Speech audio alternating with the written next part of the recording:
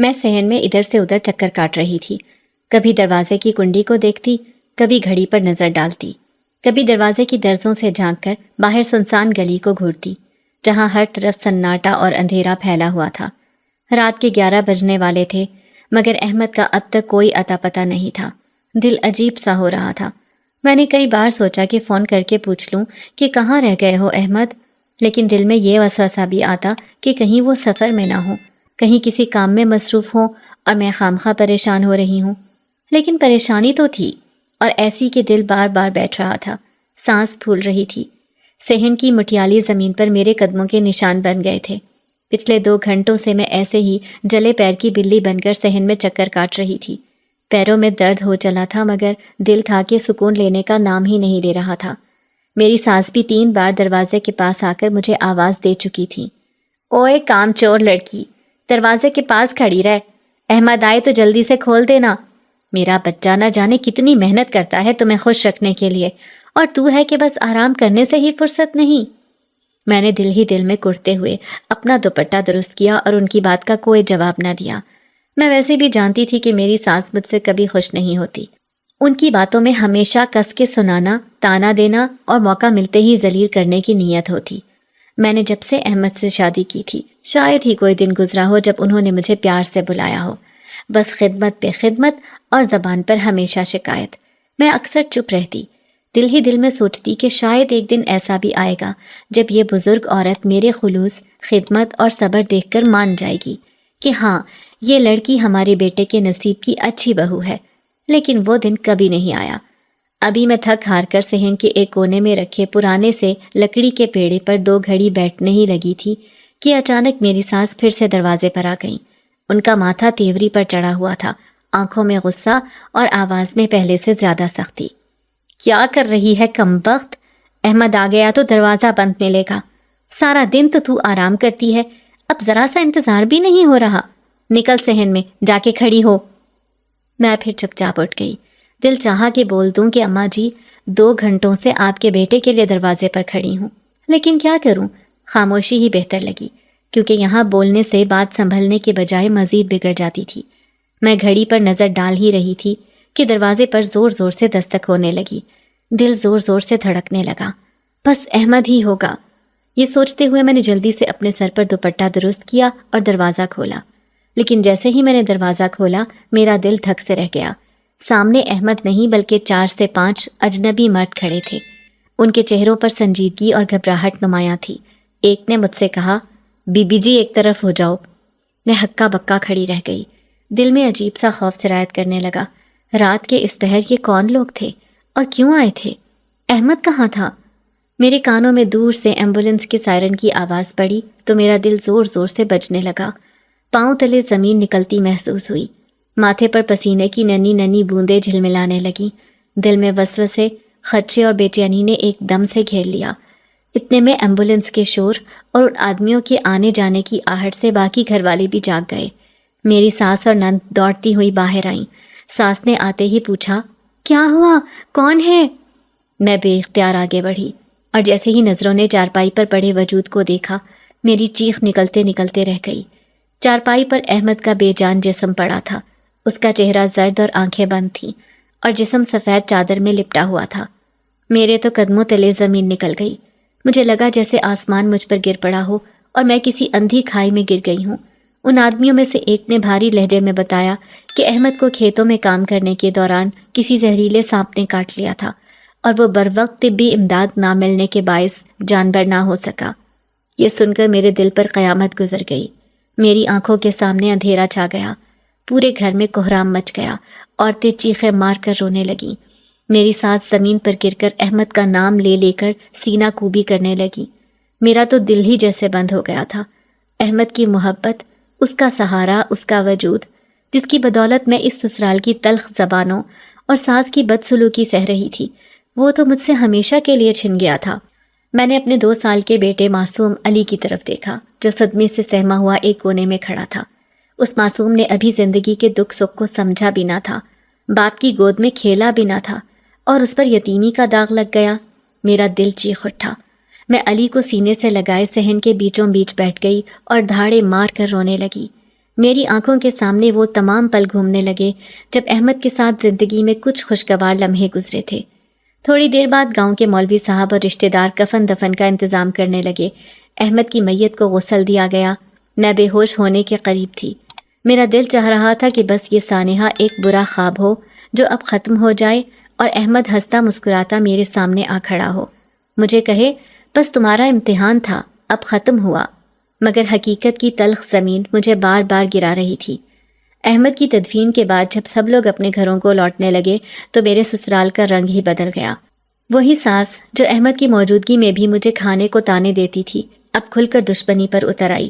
ابھی لوگ مکمل طور پر گئے بھی نہ تھے کہ میری ساس دندناتی ہوئی آئیں، مجھے بالوں سے پکڑ کر صحن کے بیچ میں کھڑا کیا اور ایک زناٹے دار تھپڑ رسید کر دیا۔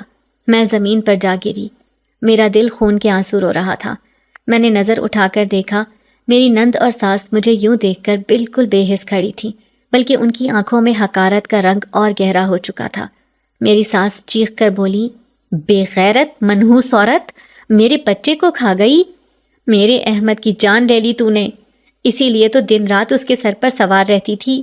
ارے مرد ذات کی قدر کرنی نہیں آتی تجھے؟ میرے لبوں پر جیسے سلائی لگ گئی ہو۔ میں خاموش رہی کیونکہ جانتی تھی کہ احمد کے بعد میرا یہاں کوئی نہیں۔ اب یہ صحن، یہ کمرے، یہ دیواریں سب اجنبی ہو چکی تھیں۔ دل چاہا کہ علی کو گود میں لے کر کہیں دور بھاگ جاؤں، اس ظالم گھر سے، اس جلی کٹی زبان سے، مگر جاؤں کہاں؟ کون سہارا دے گا؟ احمد کے بغیر دنیا اجاڑ بن گئی تھی اور میں بے آسرا ہو گئی تھی۔ انہوں نے مجھے بالوں سے پکڑ کر جارحانہ انداز میں پھر سے کھڑا کیا، جس کی وجہ سے میرے سر میں درد کی شدید لہر دوڑ گئی۔ انہوں نے چلاتے ہوئے کہا کہ گھٹیا لڑکی، میرا بیٹا تیری وجہ سے مرا ہے۔ جب سے تو اس کی زندگی میں آئی ہے تب سے اس کی زندگی میں منحوسیت چھا گئی تھی۔ تو انسان نہیں، ڈائن ہے۔ تیرے سبز قدموں کی وجہ سے آج میرا بیٹا مجھ سے ہمیشہ کے لیے دور ہو گیا۔ وہ مجھے پاگلوں کی طرح مارے جا رہی تھی۔ ان کو میرے سے نفرت تو شروع دن سے تھی، مگر بیٹے کی موت نے ان کے حواس چھین لیے تھے۔ میں نے روتے ہوئے ان سے کہا، اماں یہ آپ کیا کہہ رہی ہیں؟ میں بھلا احمد کو کیوں ماروں گی؟ میں تو خود ان کی سلامتی کی ہر وقت دعائیں کرتی ہوں۔ آپ ایسا کیسے کہہ سکتی ہیں؟ مگر انہوں نے میری کوئی بات نہیں سنی۔ وہ یہ کہنے لگیں کہ بس بہت ہوا، میں تجھے یہاں اپنے گھر میں صرف احمد کی وجہ سے جھیل رہی تھی۔ اب جب میرا شہزادہ بیٹا ہی اس دنیا میں نہیں رہا تو تجھے یہاں رہنے کا کوئی حق نہیں۔ چل اپنے بیٹے کو لے اور نکل جا میرے گھر سے۔ میں اپنی ساس کی یہ بات سن کر دنگ رہ گئی تھی۔ ابھی تھوڑی دیر پہلے میرے احمد کا جنازہ اٹھا تھا اور وہ مجھے اس گھر سے نکل جانے کا بول رہی تھی۔ میں نے ان سے کہا، اماں یہ آپ کیا کہہ رہی ہیں؟ علی آپ کا پوتا ہے، آپ کا خون ہے، میں اس گھر کی بہو ہوں، میں یہاں سے کہاں جاؤں گی؟ یہ میرا بھی گھر ہے۔ مگر انہوں نے میری بات سن کر میرا منہ دبوچ کر کہا، خبردار اگر اس گھر کو اپنا کہا تو یہ گھر صرف میرا ہے اور یہاں پر وہی ہوتا ہے جو میں چاہوں گی۔ میری مرضی کے خلاف ایک پتا بھی نہیں ہل سکتا۔ تو نے جتنے مزے کرنے تھے میرے بیٹے کی زندگی میں کر لیے ہیں، اب بس دفع ہو جا یہاں سے۔ اس کے بعد میں نے لاکھ منتیں کی، مگر میری ساس اور نند نے مجھے دھکے دے کر گھر سے بے دخل کر دیا تھا۔ میں اپنے بچے کو گود میں اٹھائے گھر کی دہلیز پر زارو قطار رو رہی تھی۔ کچھ سمجھ نہیں آ رہی تھی کہ کیا کروں، کس کے پاس جاؤں۔ میرا تو اس دنیا میں کوئی نہیں تھا، احمد ہی میرا واحد سہارا تھے۔ میرا بچہ بھی میرے ساتھ اتنا ظلم ہوتے دیکھ کر رونے لگ گیا تھا۔ میں نے آسمان کی جانب نظر گھمائی تو کالے سیاہ بادل چھائے ہوئے تھے اور بجلی زوروں سے گرج رہی تھی۔ ایسا لگ رہا تھا جیسے ابھی تھوڑی ہی دیر میں بارش شروع ہو جائے گی۔ میرا یہاں پر زیادہ دیر بیٹھنا مناسب نہیں تھا، کیونکہ اگر کسی نے مجھے ایسے علی کے ساتھ دہلیز پر بیٹھے دیکھا تو طرح طرح کی باتیں کرتے۔ میں ابھی وہاں سے اٹھنے ہی لگی تھی کہ اپنے قریب ایک خطرناک کتے کو زبان نکالے بیٹھے دیکھ کر ڈر گئی۔ وہ ایک دم سے ہی بھیانک انداز میں بھونکنے لگا تھا۔ میں خوف کے مارے جلدی سے وہاں سے بھاگنے لگی۔ علی بھی کتے سے بہت زیادہ ڈر چکا تھا۔ بھاگتے ہوئے اچانک سے تیز موسلادھار بارش بھی شروع ہو گئی تھی، جس نے لمحوں میں مجھے بھگو ڈالا تھا۔ میں نے علی کو اپنی چادر میں ڈھانپا ہوا تھا تاکہ اس کو بھیگنے سے بچا سکوں۔ میں اپنی اور اپنے بچے کی جان اس جنگلی کتے سے بچانے کی خاطر اندھا دھند بھاگتی جا رہی تھی۔ مجھے کچھ نہیں پتا تھا کہ یہ کون سا راستہ ہے، کیونکہ اس وقت میں صرف بس ایک محفوظ چھت کی تلاش میں تھی۔ کافی دیر بعد مجھے اس کتے کے بھونکنے کی آواز آنا بند ہوئی تو میں نے رک کر ارد گرد کا جائزہ لیا۔ یہ ایک کافی سنسان علاقہ تھا جہاں پر آبادی کا دور دور تک کوئی نام و نشان نہیں تھا۔ مجھے ادھر کوئی گھر دکھائی نہیں دیا۔ ایک پل کو تو اس سناٹے میں شدید خوف آیا کہ کہیں یہاں پر کوئی پراسرار سائے نہ ہو، کیونکہ میں نے کافی بار لوگوں سے سن رکھا تھا کہ ایسی غیر آباد جگہیں آسیب زدہ ہوتی ہیں۔ میں ابھی ڈرتی ہوئی دیکھ ہی رہی تھی کہ اچانک سے میری نظر ایک جھونپڑی کے اوپر گئی۔ وہ جھونپڑی کافی بوسیدہ اور ٹوٹی ہوئی تھی، مگر اس وقت مجھے ہر حال میں بس ایک چھت چاہیے تھی، کیونکہ خود کو اور اپنے بچے کو اس طوفانی بارش سے بچانا تھا۔ میں اللہ کا نام لیتی اس جھونپڑی میں آ گئی۔ وہاں ایک پھٹی پرانی چٹائی پڑی ہوئی تھی جس پر میں نے احمد کو لٹا دیا۔ احمد کافی زیادہ رو رہا تھا۔ میں نے اس کا سرخ چہرہ دیکھا تو سمجھ گئی کہ اس کو سخت بخار تھا۔ صبح سے اس نے کچھ نہیں کھایا تھا۔ میں خود بھی کل سے بھوکی تھی، مگر اس وقت اپنے بچے کی بھوک کا خیال رکھنا تھا۔ میں نے اس جھگی کی حالت دیکھی تو ایسا لگا جیسے وہاں پر کوئی طوفان آیا ہو۔ ہر چیز بکھری پڑی تھی۔ میں نے اپنی چادر دیکھی تو وہ بھی گیلی تھی۔ میں اس کو علی پر نہیں ڈال سکتی تھی۔ مجھے اس جھگی میں قدرے کونے میں ایک سیاہ کپڑا دکھائی دیا۔ میں نے وہ اٹھا کر اپنے بچے کے اوپر اڑا دیا، جس سے وہ تھوڑی ہی دیر میں پرسکون ہو گیا۔ مجھے حیرت ہوئی کہ ابھی تو وہ بخار کے باعث بلک رہا تھا اور اب کچھ ہی دیر میں پرسکون نیند سو گیا۔ میں وہیں پر بیٹھی رہی کیونکہ میری آنکھوں سے نیند کوسوں دور تھی۔ مجھے اس جگہ سے جلد از جلد نکلنا تھا کیونکہ یہاں پر میں اور علی کسی طور بھی محفوظ نہیں تھے۔ اگر کسی عیاش اور آوارہ انسان کی ہم پر نظر پڑ گئی تو میں کیسے اپنی جان بچاؤں گی؟ ایسے ویران علاقوں میں ہی ہزاروں طرح کی وارداتیں ہوتی تھیں اور کسی کو کانوں کان خبر بھی نہیں ہوتی۔ میرے ذہن میں ہزاروں وسوسے تھے جن کی وجہ سے میرا دل بہت ہی بے چین تھا۔ اچانک سے میں نے دیکھا کہ جس جگہ سے میں نے وہ کالا کپڑا اٹھایا تھا وہاں پر کچھ غیر معمولی تھا۔ میں جلدی سے اٹھی اور قریب جا کر دیکھا تو وہ ایک ڈھکن تھا۔ ایسا لگ رہا تھا جیسے اس جگہ پر کسی نے کچھ خفیہ چیز چھپا رکھی ہو۔ میں نے پہلے تو سوچا کہ مجھے نہیں دیکھنا چاہیے، مگر پھر مجبوراً تجسس کے ہاتھوں وہ ڈھکن پورا زور لگا کر اٹھایا۔ اندر ایک چھوٹا سا گڑھا بنا ہوا تھا۔ میں نے سوچا کہ کہیں اس میں کوئی خزانہ تو نہیں۔ اکثر لوگ اپنی قیمتی چیزیں ایسے گڑھے بنا کر چھپا دیتے ہیں، مگر جب میں نے ہاتھ مار کر دیکھا تو اس میں ایک بھورے رنگ کی پوٹلی تھی۔ وہ پوٹلی کافی بھاری تھی۔ میں نے وہ پوٹلی کھولی تو آنکھیں پھٹی کی پھٹی رہ گئیں، کیونکہ میرا نام سکینہ ہے۔ میں اپنے والدین کی اکلوتی بیٹی ہوں، مگر میری اماں کا انتقال میری پیدائش کے وقت ہی ہو گیا تھا۔ ابا اماں سے بہت محبت کرتے تھے، اسی لیے ان کی وفات کے بعد میری طرف دیکھنا تک گوارا نہیں کیا، کیونکہ ان کو لگتا تھا کہ اماں میری وجہ سے مری ہیں۔ خاندان والے ان کو دوسری شادی کرنے پر زور دینے لگے تھے، کیونکہ میں ابھی بہت چھوٹی تھی۔ میری پرورش وہ اکیلے نہیں کر سکتے تھے۔ ابا نے پہلے تو انکار کیا، مگر پھر آخر کار مان گئے، کیونکہ وہ تو میری شکل بھی نہیں دیکھتے تھے۔ سوتیلی ماں کے آنے سے وہ میری ذمہ داری سے بالکل ہی فارغ ہو گئے۔ میری سوتیلی ماں نے مجھے کبھی اپنی بیٹی نہیں سمجھا تھا۔ وہ ہر وقت مجھے ڈانٹتی رہتی تھی۔ چھوٹی سی عمر میں ہی انہوں نے مجھ سے گھر کے بہت سے کام کروانا شروع کر دیے تھے۔ میں اپنے چھوٹے چھوٹے ہاتھوں سے پورے گھر کے صحن میں پوچھا لگاتی اور پورے دن کے گندے برتن بھی دھوتی تھی۔ اگر کبھی مجھ سے کچھ ٹوٹ جاتا تھا تو میری سوتیلی ماں مجھے بھون کر رکھ دیتی تھی۔ ان کا بس نہیں چلتا تھا کہ مجھے اس گھر سے ہمیشہ کے لیے نکال دیں، لیکن ابا کے سامنے وہ اچھا بننے کا ناٹک کرتی تھی۔ آس پڑوس کے لوگ بھی یہی سمجھتے کہ میری سوتیلی ماں بالکل سگی ماں کی طرح مجھ سے پیار کرتی ہے۔ کچھ عرصے بعد ان کا اپنا بیٹا اور بیٹی پیدا ہوئے تو وہ ان کو خوب پیار کرتی۔ ابا بھی ان کے سارے لاڈ اٹھاتے اور انہیں اپنے سینے سے لگا کر رکھتے تھے۔ میں یہ سب دیکھ کر بہت روتی کہ بھلا میرا کیا قصور تھا؟ میں نے تو اپنی ماں کو نہیں مارا تھا۔ زندگی اور موت انسانوں کے ہاتھ میں تھوڑی ہوتی ہے، یہ تو اللہ کے اختیار میں ہے، جس کو چاہے زندگی دے اور جس کو چاہے موت دے۔ میرے ابا گاؤں کے سرکاری اسکول میں معمولی کلرک تھے۔ وہاں کی تنخواہ سے گھر کا خرچہ بہت ہی مشکل سے چلتا تھا۔ پھر جب میں کچھ بڑی ہوئی تو اماں نے مجھے دوسرے گھروں میں صفائی ستھرائی کے کام پر لگا دیا تھا۔ میں علاقے کے ہی کچھ گھروں میں جھاڑو پوچھا کرتی اور برتن دھوتی تھی۔ ایک دفعہ میں ایک گھر میں جھاڑو لگا رہی تھی کہ میرے پاس وہاں کی مالکن کا بیٹا آیا، جس کا نام احمد تھا۔ اس وقت گھر پر مالکن نہیں تھی۔ مجھے عجیب لگا کہ آخر اس کو کیا بات کرنی تھی مجھ سے، کیونکہ وہ تو کافی شریف لڑکا تھا۔ میں کافی عرصے سے یہاں کام کر رہی تھی، مگر آج تک میں نے اس کی نظروں میں کوئی غلاظت نہ دیکھی تھی۔ وہ تو میرے سے بات بھی نہیں کرتا تھا۔ احمد نے مجھے کہا کہ سکینہ، آپ میرے بارے میں کچھ غلط نہ سمجھیں۔ میں بس آپ سے یہ کہنا چاہتا ہوں کہ میں آپ سے محبت کرتا ہوں اور آپ سے شادی کرنا چاہتا ہوں۔ کیا آپ مجھ سے شادی کریں گی؟ میں تو یہ سب سن کر صدمے میں چلی گئی تھی۔ کہ بھلا یہ مالکن کا بیٹا یہ مجھ سے شادی کیوں کرنا چاہتا تھا؟ میں تو ان کے گھر کی ملازمہ تھی۔ مگر جب اس کی آنکھوں میں سچی محبت دیکھی تو خاموش ہو گئی، کیونکہ وہاں مجھے عزت اور احترام دونوں دکھائی دیے۔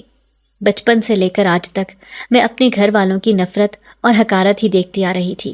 سب مجھے سبز قدم ہی کہتے تھے۔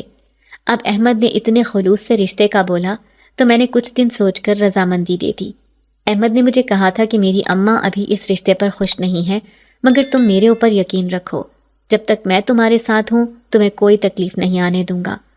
میری سوتیلی ماں کو جب میری رشتے کے بارے میں پتہ چلا تو اس نے خوب ہنگامہ کیا، مگر احمد کی ضد اور میرے حامی بھرنے کی وجہ سے ابا نے مجھے کہا کہ ٹھیک ہے تم کر لو یہ شادی، مگر ایک بات اپنے ذہن میں بٹھا لو، شادی کے بعد تمہارا مجھ سے اور اس گھر سے کوئی تعلق نہیں ہے، تم میرے لیے مر گئی ہو، دوبارہ اس گھر کی دہلیز پر کبھی قدم بھی مت رکھنا۔ ابا کی باتیں سن کر میرا دل خون کے آنسو رونے لگا۔ انہوں نے تو بچپن سے لے کر آج تک مجھے مردہ ہی سمجھا ہوا تھا۔ پھر میں اسی ہفتے احمد کے ساتھ شادی کر کے اس کے گھر آ گئی۔ شادی کے اگلے دن سے ہی میری ساس مجھے تانے دینے لگی تھی، چل گھر کی ساری صفائی شروع کر دے، میرے بیٹے سے شادی کر کے یہ ہرگز مت سمجھنا کہ تو اس گھر کی مالکن بن گئی ہے، میرے لیے تو ہمیشہ ایک نوکرانی ہی رہے گی جو چند 100 روپے کی خاطر یہاں ملازمت کرنے آتی تھی اور میرے معصوم سے بچے پر ڈورے ڈال کر اس سے شادی کر لی۔ میں روتے ہوئے اپنی ساس سے کہتی کہ اماں ایسا کچھ نہیں ہے، میں نے احمد پر کوئی ڈورے نہیں ڈالے بلکہ انہوں نے خود مجھے شادی کا بولا تھا۔ مگر میری بات سن کر وہ کہنے لگی، بکواس بند کر، اچھی طرح سے جانتی ہوں میں کہ تیرے جیسی لڑکیاں کھاتے پیتے گھرانے کے لڑکوں کو اپنی ادائیں دکھا کر بہکاتی ہیں اور ان کو اپنے جال میں پھانستی ہیں۔ ارے سب جانتی ہوں میں، تجھے تو تیرا سگا باپ بھی منہ نہیں لگاتا، اسی لیے تو نے یہاں ہاتھ مارنے کا سوچا۔ لیکن میری ایک بات بھی کان کھول کر سن لے، جب تک میں زندہ ہوں تجھے کبھی اس گھر پر راج نہیں کرنے دوں گی، یہاں پر صرف میری چلتی ہے۔ اپنی ساس کی ایسی باتیں سن کر میں خاموش ہو جاتی، کیونکہ میں نہیں چاہتی تھی کہ اس گھر میں کوئی بھی بدمزگی ہو۔ اب میرا ٹھکانہ یہی گھر تھا، اسی لیے کچھ بھی کر کے مجھے اپنے سسرال والوں کے ساتھ اچھے سے پیش آنا تھا۔ مجھے امید تھی کہ کچھ عرصے میں سب ٹھیک ہو جائے گا، میں اپنی خدمت اور اپنائیت سے اپنے سسرال والوں کا دل جیت لوں گی۔ پھر یوں ہی عرصہ گزرتا رہا، میں نے ایک خوبصورت سے بیٹے کو جنم دیا جس کا نام احمد نے علی رکھا۔ میں یہی سمجھی تھی کہ میری ساس پوتے کو دیکھ کر آخر کار مجھے قبول کر لیں گی، مگر یہ میری بہت بڑی غلط فہمی ثابت ہوئی۔ انہوں نے تو علی کو ایک دفعہ بھی گود میں نہیں اٹھایا تھا، کیونکہ ان کو لگتا تھا کہ وہ بھی میری اولاد تھا تو میرے جیسا ہی ہوگا۔ پھر جب علی 2 سال کا ہوا تو میرے اوپر قیامت ٹوٹ پڑی۔ میرا شوہر احمد جو کہ کھیتوں میں کام کرتا تھا، وہاں ایک رات اس کو زہریلے سانپ نے کاٹ لیا تھا، جس کی وجہ سے وہ اسی وقت انتقال کر گیا۔ میری ساس نے تو مجھے اور علی کو احمد کے جنازے کے فوراً بعد ہی گھر سے دھکے دے کر نکال دیا تھا۔ میں لاکھ گڑ گڑائی کہ میرے ساتھ ایسا نہ کریں، میں کہاں جاؤں گی؟ اس گھر پر میرا اور علی کا بھی حق ہے، مگر انہوں نے سفاک پن کی انتہا کرتے ہوئے میرے منہ پر دروازہ بند کر دیا۔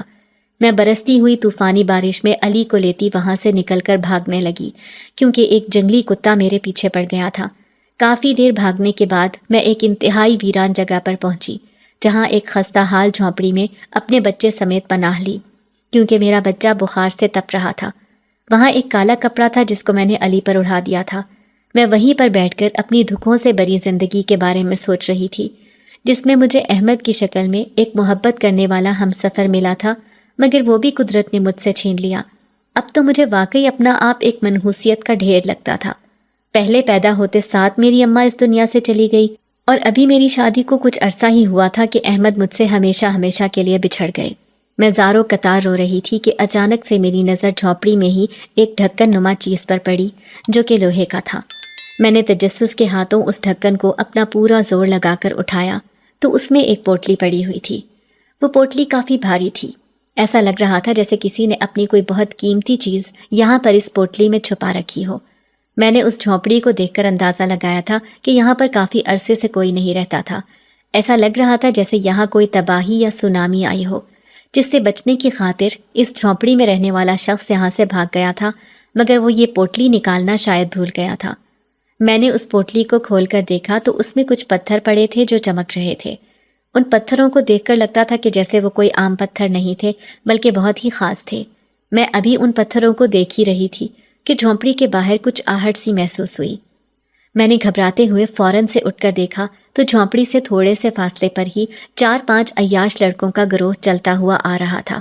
وہ سب نشے میں دھت تھے۔ ان کو دیکھ کر میں ڈر کر دوبارہ سے جھونپڑی کے اندر آ گئی اور علی کو اپنی گود میں اٹھا لیا۔ میں نے خود سے کہا کہ سکینہ، تجھے جلد از جلد یہاں سے بھاگنا ہوگا۔ اگر ان آوارہ لڑکوں کی نظر تیرے اوپر پڑ گئی تو خود کو ان سے نہیں بچا پائے گی۔ وہ ہٹے کٹے 5 لڑکے ہیں جبکہ تو اکیلی، اس لیے جلدی سے نکل جا اس جھونپڑی سے۔ میں پھر اس کے بعد اس جھونپڑی کی پچھلی جانب سے وہاں سے فرار ہونے ہی لگی تھی کہ میرے ذہن میں اس پوٹلی کا خیال آیا۔ پہلے تو میں نے سوچا کہ یہ ضرور کسی کی امانت ہوگی، مجھے ایسے نہیں لے جانی چاہیے، لیکن پھر سوچا کہ یہ اگر ان آوارہ لڑکوں کے ہتھے چڑھ گئی تو ضائع ہو جائے گی۔ میں اس کو اپنے پاس سنبھال لوں گی اور اس پوٹلی کے مالک کو مناسب وقت آنے پر تلاش کروں گی۔ پھر میں جھونپڑی سے نکلی تو بارش رک چکی تھی۔ میں وہاں سے بغیر آہٹ پیدا کیے چلنے لگی تھی۔ چلتے ہوئے مجھے اچانک سے احساس ہوا جیسے میرے پیچھے کوئی چل رہا ہے۔ میں نے ایک دم سے ڈرتے ہوئے سوچا کہ کہیں وہ آوارہ لڑکے تو میرے پیچھے نہیں آ گئے۔ میں ایک دم سے تیزی سے چلتی گئی، مگر اچانک سے مجھے کسی عورت کی آواز آئی۔ اس نے کہا، اے لڑکی، کون ہے تو اور کدھر جا رہی ہے؟ ایک عورت کی آواز سن کر میں جھٹکے سے مڑی تو سامنے ایک عورت کو کھڑے دیکھا۔ اس نے سیاہ لباس پہن رکھا تھا اور اس کے بال بھی کھلے ہوئے تھے۔ مجھے اس کے حلیے سے خوف محسوس ہوا۔ پہلے ہی میں اتنی سنسان سڑک پر تھی، کسی دوسرے انسان کا دور دور تک کوئی نام و نشان نہیں تھا۔ میں نے ڈرتے ہوئے اس سے کہا، میں سکینہ ہوں، بس یہاں سے جا ہی رہی تھی۔ میرے دل میں اس عجیب سی عورت کو دیکھ کر وسوسے آ رہے تھے کہ کہیں یہ کوئی پراسرار عورت تو نہیں، کیونکہ میں نے بہت لوگوں سے سن رکھا تھا ایسی غیر آباد جگہوں پر جنات اور بھوت پریت کا بسیرا ہوتا ہے۔ ان لوگوں نے ان علاقوں پر قبضہ کر رکھا ہوتا ہے، اور اگر کوئی انسان غلطی سے بھی ان کی آبادی میں قدم رکھ لے تو پھر یہ عذاب اس کے ساتھ ہمیشہ ہمیشہ کے لیے چمٹ جاتے ہیں۔ پھر انسان چاہ کر بھی ان سے جان نہیں چھڑوا سکتا۔ میری بات سن کر اس عورت نے کہا، تم آخر اس بچے کو لے کر اتنی رات گئے اس جگہ کیوں آئی ہو؟ کیا تمہیں پتہ نہیں اس وقت اگر کسی کے ہاتھ لگ گئی تو تمہارا کیا انجام ہوگا؟ میں نے جب اس عورت کی بات سنی تو بے اختیار ہی میری آنکھوں میں آنسو آ گئے۔ میں نے جلدی سے اپنے آنسو پونچھے اور کہا، میرا کوئی گھر نہیں، نہ ہی کوئی ٹھکانہ۔ ابھی تھوڑی دیر پہلے میرے شوہر کا انتقال ہوا ہے اور میرے سسرال والوں نے مجھے گھر سے بے دخل کر دیا ہے۔ میری بات سن کر اس عورت نے کچھ دیر مجھے گھورا۔ وہ مجھے سر سے پیر تک پرسوچ نظروں سے دیکھتی رہی، جس کی وجہ سے میں کافی بے چین ہوئی۔ لیکن جب اس نے کہا کہ اگر تم چاہو تو میرے ساتھ میرے گھر چل سکتی ہو، ابھی تو تمہاری عدت بھی باقی ہے جو تم نے پوری کرنی ہے۔ اتنے چھوٹے بچے کو لے کر کہاں در در کی ٹھوکریں کھاتی پھرو گی؟ تم اچھے سے سوچ سمجھ کر فیصلہ کرو، کیونکہ اس میں تمہارا ہی فائدہ ہے۔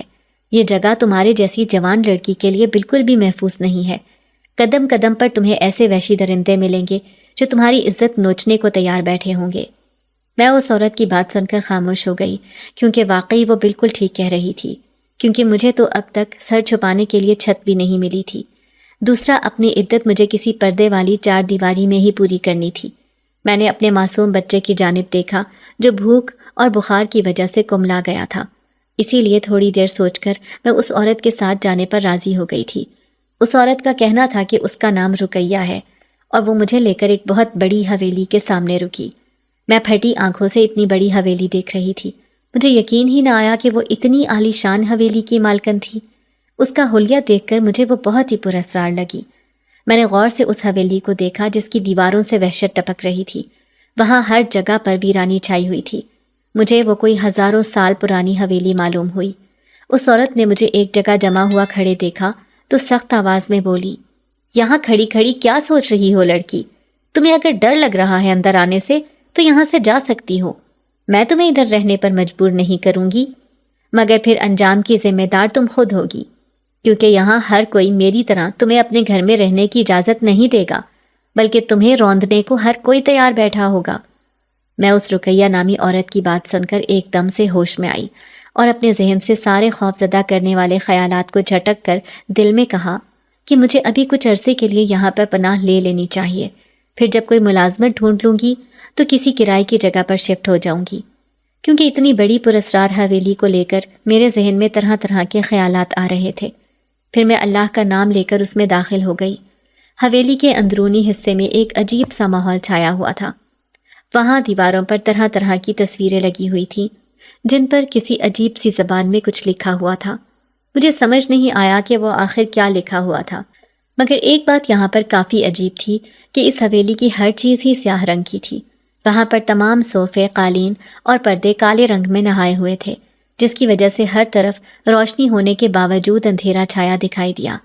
رقیہ نے مجھے کہا کہ رات کافی ہو گئی ہے، تم یہ سامنے والے کمرے میں چلی جاؤ اور سو جاؤ، کل صبح جلدی جاگ جانا، گھر کی صاف صفائی کا کام تم نے ہی کرنا ہے، اسی کے بدلے تمہیں اس حویلی میں رہنے کی جگہ اور کھانے کے لیے 2 وقت کی روٹی مل جائے گی۔ میں اسی میں راضی تھی، کیونکہ یہ بھی میرے اللہ کا کرم تھا کہ اس نے میرے اور میرے بچے علی کے رہنے کا انتظام کر دیا تھا۔ یہ بھی نہ ہوتا تو میں نہ جانے کتنی ہی جگہوں پر سڑکوں کی خاک چھانتی پھرتی۔ اس کے بعد میں کمرے میں آ گئی تھی۔ وہ کمرہ کافی گندا اور دھول مٹی سے بھرا ہوا تھا، ایسا لگتا تھا کہ کبھی یہاں کی صفائی نہیں ہوئی تھی۔ میں نے لیٹنے کے لیے تھوڑی سی جگہ بنائی اور وہاں پر علی کو سلا کر خود بھی لیٹ گئی۔ اس وقت میرا تھکن سے برا حال تھا۔ ایک ہی رات میں میں نے زندگی کے تلخ ترین لمحے دیکھ لیے تھے۔ اب اعصاب پر اس قدر تھکن سوار ہو چکی تھی کہ لیٹتے ہی میری کچھ ہی دیر میں آنکھ لگ گئی، مگر ابھی مجھے سوئے ہوئے تھوڑی ہی دیر گزری تھی کہ کسی کی تیز چنگھاڑتی ہوئی آواز کانوں میں سنائی دی۔ میں اس کو پہلے تو اپنا وہم سمجھی تھی، مگر پھر جب مسلسل ایسی آوازیں آنے لگیں تو میں جلدی سے اٹھ کر بیٹھی۔ میں نے کھڑکی سے باہر جھانکا تو وہاں پر بہت سی چمگادڑوں کا جھنڈ اڑ رہا تھا۔ وہ چمگادڑیں اسی حویلی کے اوپر ہی اڑ رہی تھیں، اور دیکھتے ہی دیکھتے وہ سب رقیہ کے کمرے کی کھڑکی سے اندر داخل ہو گئیں۔ میں ساکت نظروں سے یہ نظارہ دیکھ رہی تھی۔ ان چمگادڑوں کی سرخ آنکھوں کو دیکھ کر مجھے بہت خوف آیا۔ میں گھبرا کر کمرے سے باہر نکلی تاکہ رقیہ بی بی کی مدد کر سکوں۔ مجھے یہی لگا تھا کہ وہ بھی خوفزدہ ہو رہی ہوں گی، مگر میں ابھی ان کے کمرے کے دروازے تک ہی پہنچی تھی کہ اپنے پیچھے کسی کی موجودگی محسوس کر کے رک گئی۔ مگر جب ایک دم سے رقیہ بی بی کی آواز سنی تو ایک جھٹکے سے پلٹی۔ وہ مجھے بہت ہی غصے سے گھورتے ہوئے بولی، اے لڑکی، تو یہاں میرے کمرے کے باہر کیا کر رہی ہے؟ میں نے تجھے جب بولا تھا کہ باہر مت نکلنا تو تیری اتنی جرت کہ تو نے میرے حکم کی خلاف ورزی کی۔ میں رقیہ بی بی کی بات سن کر ڈر گئی تھی، مگر پھر ہمت کرتے ہوئے کہا، آپ کے کمرے میں ابھی میں نے کچھ خوفناک چمگادڑوں کو داخل ہوتے ہوئے دیکھا ہے۔ میری بات سن کر رقیہ بی بی بولی، یہ تو کیا بکواس کر رہی ہے لڑکی، ایسا کیسے ہو سکتا ہے؟ میرے کمرے میں بھلا چمگادڑوں کا کیا کام؟ میں نے ان سے کہا، بی بی میں کوئی مذاق نہیں کر رہی، آپ ایک دفعہ خود دیکھ لیں، پھر آپ کو بھی میری بات پر یقین آ جائے گا۔ انہوں نے جب کمرے میں جا کر دیکھا تو میری آنکھیں پھٹی کی پھٹی رہ گئیں۔ مجھے اپنی آنکھوں پر یقین ہی نہیں آیا، کیونکہ ان کے کمرے کی کھڑکیاں بند تھیں اور اندر کسی بھی چمگادڑ کا نام و نشان تک نہیں تھا۔ میں نے گھبراتے ہوئے ان سے کہا، بی بی میں جھوٹ نہیں بول رہی، میں نے خود دیکھا تھا ان کو اسی کمرے میں گھستے، وہ بہت تیز آواز میں چلا رہی تھیں۔ رقیہ بی بی نے میری بات سن کر طیش میں آتے میرے بال اپنی مٹھی میں جکڑے اور کہنے لگی، ابھی تجھے اس حویلی میں آئے کچھ گھنٹے بھی نہیں ہوئے اور تو نے میرے ساتھ ایسے گھٹیا مذاق شروع کر دیے۔ بھول مت، میں یہاں اس حویلی کی مالکن ہوں، تجھے وہی کرنا ہوگا جو میں کہوں گی۔ میں نے ان سے کہا کہ مجھے معاف کر دیں بی بی، آج کے بعد ایسا نہیں ہوگا۔ میں اس کے بعد اپنے کمرے میں آ گئی، مگر خوف کی وجہ سے مجھے بالکل نیند نہیں آ رہی تھی۔ فجر کے قریب میری آنکھ لگی ہی تھی کہ رقیہ بی بی نے میرے کمرے کا دروازہ بجایا اور کہا کہ چل اٹھ جا اور جلدی سے کام پر لگ جا، پہلے میرے لیے ناشتہ بنا اور اس کے بعد سب کمروں کی صفائی ستھرائی کا کام کرنا شروع کر دے۔ میں نے اس بات میں سر ہلایا اور جلدی سے باورچی خانے میں جا کر ناشتہ تیار کر کے علی کو بھی دودھ پلایا اور رقیہ بی بی کے لیے باہر میز پر لگا دیا۔ اس کے بعد انہوں نے مجھے سب کمروں کی صفائی کا کام دیا، مگر ایک کمرے کے قریب جانے سے بھی منع کر دیا۔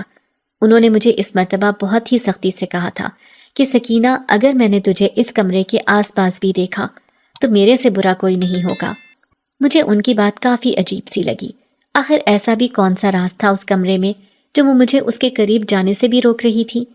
میں نے ان کی بات تو مان لی تھی، مگر میرے ذہن میں یہ بات کھٹک رہی تھی اور مجھے تجسس ہونے لگا تھا کہ ضرور اس کمرے میں کوئی تو ایسا راز تھا جس کو وہ سب سے ایسے چھپائے ہوئے تھی اور نہیں چاہتی تھی کہ کسی کو بھی پتہ چلے۔ میں پوچھا لے کر سب کمروں کی صفائی ستھرائی کے کام میں لگ گئی۔ اس دوران رقیہ بی بی اپنے کمرے میں ہی بند تھی۔ مجھے اس سارے کام میں پورا دن لگ گیا تھا۔ پھر جب فارغ ہوئی تو اچانک سے مجھے اوپر کی منزل پر اسی مخصوص کمرے سے آواز آئی جو کہ بند تھا۔ کسی کی آہٹ تھی، ایسا لگ رہا تھا جیسے کوئی تکلیف سے کراہ رہا ہو۔ میں پہلے تو وہم سمجھی تھی، لیکن جب کسی کی ہلکی سی سرسراہٹ سنی تو کمرے کے دروازے کے پاس گئی، مگر اس پر لگا تالا دیکھ کر وہیں رک گئی۔ میں نے کان لگا کر سننے کی کوشش کی تو کوئی درد بھری آواز میں کہہ رہا تھا، مجھے نکالو یہاں سے، خدا کے لیے کوئی میری مدد کرو۔ وہ آواز بہت ہی آہستہ سی، ایسا لگ رہا تھا کہ اندر جو کوئی بھی قید تھا وہ تکلیف برداشت کر کر کے تھک چکا تھا۔ مجھے رقیہ بی بی کے کمرے سے نکلنے کا پتہ چلا تو جلدی سے نیچے آ گئی، مگر میں نے سوچ لیا تھا کہ پتہ لگا کر رہوں گی کہ آخر اس سب کے پیچھے اصل معاملہ کیا ہے، کیا وجہ تھی کہ رقیہ بی بی نے ایک شخص کو کمرے میں قید رکھا ہو۔ مجھے اس شخص کی درد بھری پکار سن کر اندازہ ہو رہا تھا کہ جیسے وہ سالوں سے ادھر قید ہو اور اس انتظار میں ہو کہ کوئی اس کی مدد کرے۔ میں وہاں سے نیچے آئی تو رقیہ بی بی نے کہا، اے لڑکی، باہر چمن میں بھی جا کر جھاڑو لگا۔ میں پہلے ہی ساری حویلی کے کمروں کو صاف کر کے تھک چکی تھی، اب باہر چمن میں جھاڑو لگانے کا سنا تو نہ چاہتے ہوئے بھی حامی بھر لی، کیونکہ میرے پاس ان کو انکار کرنے کا کوئی سوال نہیں تھا۔ جھاڑو لگاتے ہوئے اچانک سے میری نظر چمن کے پاس ہی ایک کھڑکی پر گئی۔ وہ کھڑکی باہر سے بہت ہی گردآلود اور ٹوٹی پھوٹی تھی۔ میں نے جھاڑو ایک طرف رکھا اور وہاں اس کے قریب جا کر اندر جھانکا تو وہ کوئی اسٹور روم تھا جہاں پر فالتو سامان اور پرانا فرنیچر پڑا ہوا تھا اور جگہ جگہ مکڑی کے جالے تھے۔ میں پھر اس کے بعد علی کے رونے کی آواز پر جلدی سے اندر گئی، اس کے کھانے کا انتظام کیا۔ انہی سب کاموں میں رات ہو گئی تھی۔ میں تھکن سے چور کچھ دیر آرام کرنے لیٹ گئی تھی، مگر ابھی میں نے آنکھیں بند کی ہی تھیں کہ باہر صحن سے مجھے کچھ قدموں کی آہٹ سنائی دی۔ ایسا لگ رہا تھا جیسے حویلی میں کوئی آیا تھا۔ میں گھبرا کر اٹھ بیٹھی اور سوچ میں پڑ گئی کہ کہیں کوئی ڈاکو وغیرہ تو حویلی میں نہیں گھس آیا۔ اگر یہاں پر کوئی ڈکیتی ہو گئی تو رقیہ بی بی نے مجھے جان سے مار دینا تھا، کیونکہ ان کو یہی لگتا کہ میری لاپرواہی کی وجہ سے ایسا ہوا ہے، جبکہ مجھے اچھے سے یاد تھا میں نے کمرے میں آنے سے پہلے سب دروازے کھڑکیاں ٹھیک طرح سے بند کی تھی۔ مجھے باہر نکلتے ہوئے بھی ڈر لگ رہا تھا کہ اگر واقعی باہر کوئی چور ہوا تو مجھے یا علی کو کوئی نقصان نہ پہنچا دے۔ خود سے زیادہ مجھے اپنے معصوم بچے کی فکر کھائے جا رہی تھی، مگر میں اس طرح ہاتھ پر ہاتھ رکھ کر بھی تو نہیں بیٹھ سکتی تھی، کچھ نہ کچھ تو کرنا ہی تھا۔ میں نے ذرا سا اپنے کمرے سے باہر جھانکا تو سامنے کا منظر دیکھ کر میری آنکھیں پھٹی کی پھٹی رہ گئیں، کیونکہ سامنے سیاہ لباس میں دو آدمی تھے جن کا چہرہ بھی چھپا ہوا تھا۔ ان کو رقیہ بی بی کے کمرے میں جاتے دیکھ کر میرا شک یقین میں بدل گیا، کیونکہ وہ کچھ تو ایسا پراسرار کام کر رہی تھی جو سب سے چھپا ہوا تھا۔ اسی وجہ سے وہ میرے رات کو کمرے سے نکلنے پر اتنا طیش میں آ گئی تھی۔ میں آہستہ سے چلتی ان کے کمرے کے قریب گئی اور غور سے سننے کی کوشش کی تو رقیہ بی بی نے چلاتے ہوئے بولا، تم لوگوں سے اب تک وہ خزانہ نہیں ڈھونڈا گیا؟ کتنے سال ہو گئے ہیں تم لوگوں کو میں نے ان کام پر لگایا ہوا ہے، مگر مجال ہے جو ایک بھی کسی کام کا ہو۔ اگر مجھے وہ خزانہ نہ ملا تو میرے ہاتھ سے یہ حویلی اور باقی طاقتیں چھین لی جائیں گی۔ تم لوگوں کو جلدی کرنی ہوگی۔ اگر تم لوگوں نے اماوس کی رات سے پہلے پہلے مجھے وہ خزانہ تلاش کر کے نہ دیا تو میں ہر ایک چیز کو جلا کر راکھ کر دوں گی۔ رقیہ بی بی کی بات ختم ہوئی تو مجھے ایک بہت ہی بھیانک آواز سنائی دی، مالکن ہم اسی کام پر لگے ہوئے ہیں، ہر جگہ ہم نے چھان لی ہے، چپا چپا اس علاقے کا ڈھونڈ چکے، مگر نہ جانے اس قیدی نے وہ خزانہ کس جگہ پر دبایا ہوا ہے۔ ہم نے اس کے علاقے کی ساری زمین کو چھان مارا، مگر ایسا لگتا ہے جیسے وہ خزانہ کسی انسان کے ہاتھ لگ چکا ہے اور وہ اس کو اپنے ساتھ لے گیا ہے۔ رقیہ بی بی پھر بولی، کسی انسان کو اس خزانے سے کوئی فائدہ نہیں ہونے والا، کیونکہ وہ تو بس دکھنے میں پتھر دکھائی دیتے ہیں اور معمولی انسانوں کو ان کی قیمت کا کوئی اندازہ نہیں ہے۔ مجھے ہر حال میں اپنے عمل کو پورا کرنے اور وہ ساری شیطانی طاقتیں حاصل کرنے کے لیے وہ خزانہ چاہیے جو اس قیدی کا ہے۔ اتنے سالوں کی محنت کو میں ایسے ہی ضائع نہیں جانے دے سکتی۔ اب تو میں اس عمل کے لیے بلی چڑھانے کا انتظام بھی کر چکی ہوں۔ 2 دن ہے تم لوگوں کے پاس، ان 2 دنوں میں مجھے وہ خزانہ ڈھونڈ کر دو، ورنہ تم سب کا کام تمام کر دوں گی، سمجھے؟ اس کے بعد اندر وہ لوگ اور بھی بہت کچھ کہہ رہے تھے، مگر میرے کان سائیں سائیں کرنے لگے۔ اس کا مطلب وہ پوٹلی جو میں اپنے ساتھ لائی ہوں جس میں وہ پتھر تھے، وہ کوئی معمولی پتھر نہیں تھے، بلکہ وہ کوئی بہت ہی خاص خزانہ ہے۔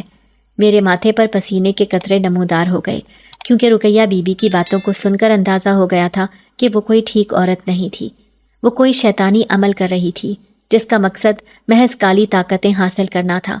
میں وہاں سے بھاگ کر اپنے کمرے میں آ گئی اور اس بھورے رنگ کی پوٹلی کو اپنے بیٹے علی کے کمبل میں اچھے سے چھپا لیا، کیونکہ یہ کسی بھی صورت میں اس گھٹیا عورت کے ہاتھ نہیں لگنا چاہیے تھا۔